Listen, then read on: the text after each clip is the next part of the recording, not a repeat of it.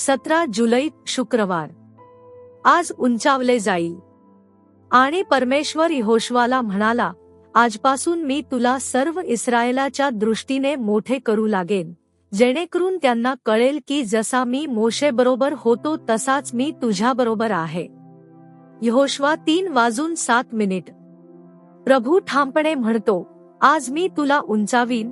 जेव्हा देव स्वतः एखाद्या व्यक्तीला वर उचलतो, तेव्हा कोणताही मनुष्य शेवटी त्याला खाली आणू शकत नाही.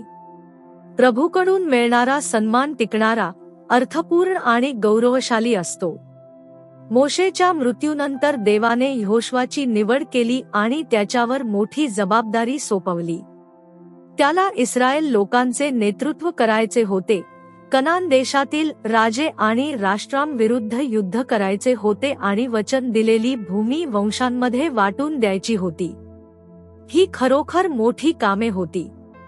यहोशुआच्या मनात कदाचित विचार आला असेल, मी हे सर्व कसे पूर्ण करू? लोक अनेकदा हट्टी आहेत आणि तक्रार करतात. ते माझे नेतृत्व कसे स्वीकारतील? आपल्या सेवकाच्या चिंता पाहून प्रभूने प्रेमाने त्याला धीर दिला. आज मी तुला उंचावू लागेन. आणि जसे त्याने वचन दिले तसे देवाने संपूर्ण राष्ट्रासमोर यहोशुआचा सन्मान केला. त्याचप्रमाणे प्रभू आपल्या लेकरांना उंचावू आणि स्थिर करू इच्छितो.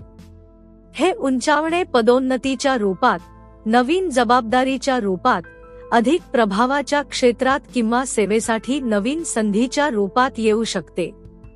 कारण तुम्ही त्याच्या दृष्टीने कृपा प्राप्त केली आहे, तो आजही ते पूर्ण करू शकतो. बायबल म्हणते, सामर्थ्य आणि पराक्रम तुझ्या हातात आहेत, मोठे करण्याचे आणि सर्वांना सामर्थ्य देण्याचे सामर्थ्य तुझ्या हातात आहे. 1 इतिहास 29:12. परंतु एक गोष्ट आपण केली पाहिजे, आपण त्याच्या सामर्थ्यशाली हाताखाली नम्र राहिले पाहिजे. शास्त्र असेही सांगते, जर तुम्ही तुमचा देव परमेश्वर याचा आवाज काळजीपूर्वक ऐकाल आणि त्याच्या आज्ञा पाळाल, तर तुमचा देव परमेश्वर तुम्हाला पृथ्वीवरील सर्व राष्ट्रांपेक्षा उंच करील. अनुवाद 28:1. दुर्दैवाने देवाने उंचावलेले काही लोक गर्विष्ठ होतात. राजा नबुखदनेस्सर हे त्याचे उदाहरण आहे. प्रभूने त्याला महानता, गौरव आणि सन्मान दिला, पण नम्र होण्याऐवजी तो अहंकारी झाला. आपल्या राजवाड्यात फिरताना तो म्हणाला, हे महान बाबेल नाही काय, जी मी माझ्या सामर्थ्याने आणि माझ्या वैभवाच्या गौरवासाठी बांधली आहे. दानिएल 4:4. हे शब्द त्याच्या तोंडात असतानाच स्वर्गातून आवाज आला की त्याचे राज्य त्याच्याकडून काढून घेतले जाईल.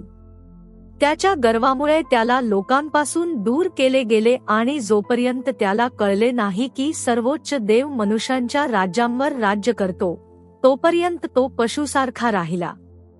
देवाच्या लेकरांनो, लक्षात ठेवा की प्रत्येक आशीर्वाद, स्थान, यश आणि संधी प्रभूकडून येते. जर त्याने तुम्हाला आधीच सन्मान दिला असेल तर त्याच्यासमोर नम्रतेने चाला. जर तुम्ही अजून त्याच्या उन्नतीची वाट पाहत असाल तर त्याच्या वेळेवर विश्वास ठेवा आणि विश्वासू राहा. प्रभूला नम्र लोकांना उंचावण्याचा मार्ग माहीत आहे. पुढील चिंतनासाठी वचन. त्यावेळी मी तुम्हाला पृथ्वीवरील सर्व लोकांमध्ये नाव आणि स्तुती देईन, असे परमेश्वर म्हणतो. सफन्या 3:20. आजचे बायबल वाचन. सकाळ स्तोत्रे 18:19. संध्याकाळ प्रेषितांची कृत्ये 20:17-38.